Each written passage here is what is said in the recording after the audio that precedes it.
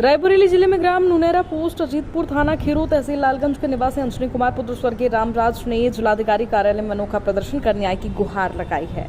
कई वर्षों से वे ग्राम सभा में हुए भ्रष्टाचार के खिलाफ शिकायती पत्र दे रहे हैं, लेकिन अब तक कोई ठोस कार्रवाई नहीं हो पाई है।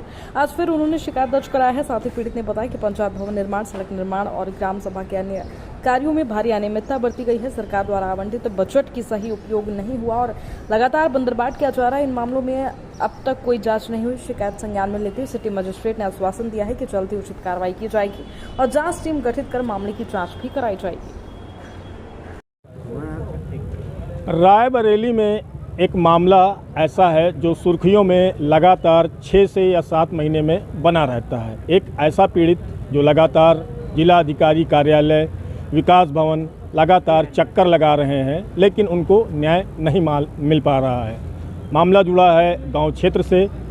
गांव क्षेत्र में जिस तरीके से भ्रष्टाचार हो रहा है उसके खिलाफ लगातार आवाज़ अपनी बुलंद कर रहे हैं। चाहे हम रास्ते की बात करें, चाहे खरिंजे की बात करें, चाहे नगर पंचायत में जिस तरीके से भ्रष्टाचार किया गया है, कहीं न कहीं सरकार को सोचना पड़ेगा कि ज़मीनी स्तर पर सेवाएं जो मिल रही हैं ग्रामीणों को, क्या उन पे जो धन दिया जाता है क्या उनका सही इस्तेमाल हो रहा है, या जहां पर किया गया है निर्माण क्या वहां पर उचित जो मूल्य मिला है सरकार द्वारा, क्या उतनी लागत से जो है निर्माण किए जा रहे हैं। ये कहीं न कहीं जो है सरकार की जो है पोल खोल रहे हैं ज़मीनी स्तर पर।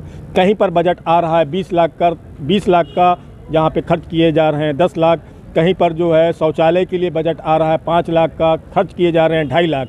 अगर इनकी जांच करा ली जाए तो कहीं ना कहीं जो है ज़मीनी स्तर पर सच्चाई सामने आ ही जाएगी। लेकिन अधिकारी जो है गुमराह कर रहे हैं, रिपोर्ट ऐसी लगा रहे हैं कि जो है उच्च अधिकारियों के सामने ऐसा पेश कर रहे हैं रिपोर्ट को कि जो है उच्च अधिकारी भी भ्रमित हो जा रहे हैं और भ्रष्टाचार को पकड़ नहीं पा रहे हैं। लेकिन लगातार हमारे सामने एक शख्स जिला अधिकारी कार्यालय में बैठे हुए हैं।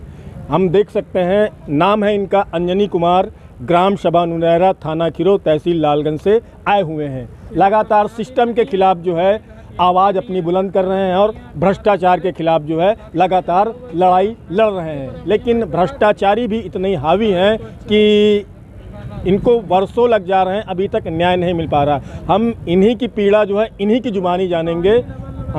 आते हैं, परिचय दीजिए आप। सर, हमारा नाम अंजनी कुमार कुशवाहा, ग्राम सभा नुनेरा, थाना खीरू, तहसील लालगंज, जिला रायबरेली। आज फिर आप आ गए जिला अधिकारी कार्यालय में, आज क्या ऐसा है? सर, आज हम आए थे सारे कागज़ लेकर के। हमारे ये सारी व्यवस्था पूरी पड़ी हुई है।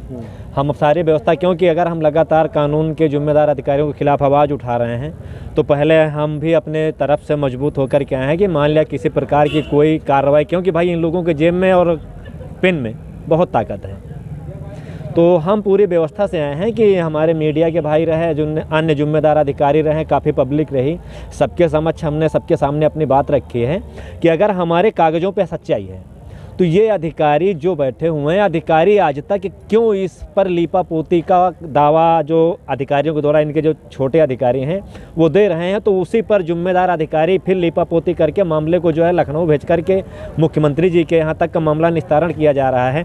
लगातार हम आवाज़ उठा रहे हैं तो हमें धमकी दी जा रही है जान से मार देने की, कभी पैसे न मिलने की वजह से काम हो जाना, कभी ये होता है कि तुम अकेले हो। भाई, हम कोई नेता मंत्री विधायक थोड़े हैं कि हमारे पीछे जनता चलेगी। हर गरीब आदमी को बस इसी तरीके जो है जिम्मेदार अधिकारियों द्वारा कई सालों तक दौड़ाया जाता है। उसके बाद आदमी कितने दिन दौड़ेगा?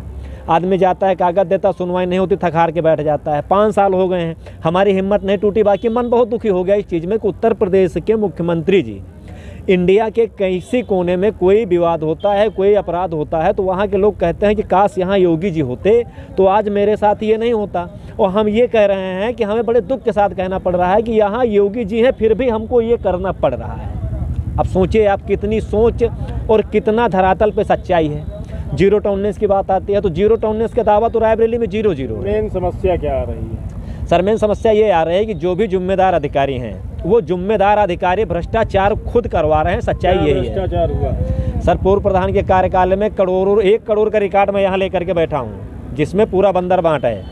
सरकारी ज़मीनों को तहसील के द्वारा खाली दिखाया जा रहा है, जबकि वहाँ लेखपाल कानून को जाते हैं, कहते हैं अभी तुम ज़मीन खाली कर दो और हम फ़ोटो खींच ले रहे हैं, हमारे सामने की बात होती है। और उसके बाद जो है तुम अपना फिर कब्जा कर लेना, हम यहाँ बार बार नहीं आएंगे, रिपोर्ट लगा देंगे, हमारा काम खत्म हो जाएगा। तो अभी आप बताइए, इन्हें लेखपाल कानून को कहा जाएगा या फिर दलाल कहा जाएगा? हमारी नज़र में तो अधिकारी नहीं है। अगर किसी की नज़र में लगता है कि अधिकारी हैं तो वो उसकी सोच है। फिलहाल हमने आज तक जितने हमारे लेखपाल आए हैं, कानून गो आए हैं, STM आए, DM आए, तहसीलदार आए, नए तहसीलदार जितने आए हैं, सब एक नंबर के ईमानदार दलाल हैं ये। अच्छा, ठीक है। आज आप आए थे तो क्या आश्वासन मिला? आज जो है नगर मजिस्ट्रेट साहब ने कागज़ वागज देखे हैं पूरे, उसके बाद उन्होंने हमसे जिस तरह से कागज़ मांगे हैं कि एफिडेविट लगा करके दीजिए, उन्होंने कहा है कि इसकी जांच हम करवाएंगे। आज उन्होंने हमें आश्वासन दिया, 10-12 दिन के बाद DPRO साहब से उन्होंने कहा है मिल लीजिए। तो आज 16 मार्च है ये, तो हम जो है वही अब पूरा 16 है, 14 दिन बचे हुए हैं। हम 1 तारीख के बाद जो है DPRO साहब से मिलेंगे कि सर जो है हमें नगर मजिस्ट्रेट साहब ने आदेश किया था 10-12 दिन बाद मिलने के लिए, तो हम 15 दिन बाद आपसे मिल रहे हैं। उनका आदेश था तो उसको भी हमें फॉलो करना है। अधिकारी जो हमसे कहता है वो चीज़ करते हैं। वो जहाँ हमें जैसे कागज़ मांगेगा कागज़ देंगे, जहाँ आदेश करेगा वहाँ हम जाएंगे। अब उसके आगे कार्रवाई हमेशा की तरीके होती है या फिर एक जिम्मेदार अधिकारी की गरिमा कानून व्यवस्था को मायने रखते हुए, क्योंकि आज हमारे पत्रकार साथियों ने भी रायबरेली से हमारी बहुत मदद की। और एक निवेदन मैं मुख्यमंत्री जी से करना चाहूँगा कि जो भी पत्रकार ज़मीनी हकीकत दिखाते हैं, कोई नेता हो या कोई भी अधिकारी हो, उसके द्वारा मैं हाथ जोड़कर के विनती कर रहा हूँ न्यूज़ नेशन भारत के समाचार की तरफ से, उनको इस चीज़ के कि पत्रकारों पर दबाव न बनाया जाए, अन्यथा 2027 में यही दबाव सत्ता को सफा करेगा। फिलहाल भ्रष्टाचार के खिलाफ लगातार मुहिम चलाए हुए हैं। कहीं ना कहीं सिस्टम की फेलियर है या किस तरीके से रिपोर्ट लगाई जा रही हैं जो अभी तक पीड़ित को न्याय नहीं मिल पाएगा। लगातार दौड़ने के बावजूद भी, धरना देने के बाद भी कहीं ना कहीं इनकी आवाज़ अधिकारियों को नहीं सुनाई दे रही है।